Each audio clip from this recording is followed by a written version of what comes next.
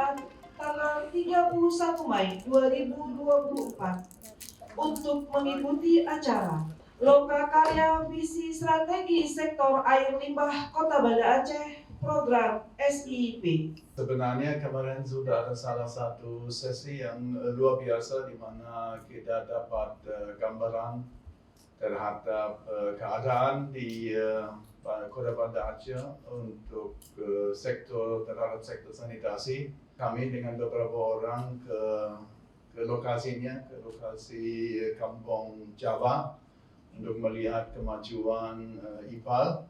Kami sangat mengapresiasi apa yang program yang telah disampaikan, apa yang telah diberikan kepada pemerintah Kota Banda Aceh. Mungkin seperti kata Mr. Kul tadi bahwa ini merupakan bukan hal yang mudah. Ini merupakan hal yang baru bagi kami pemerintah Kota Banda Aceh, dan juga kami sangat berbangga.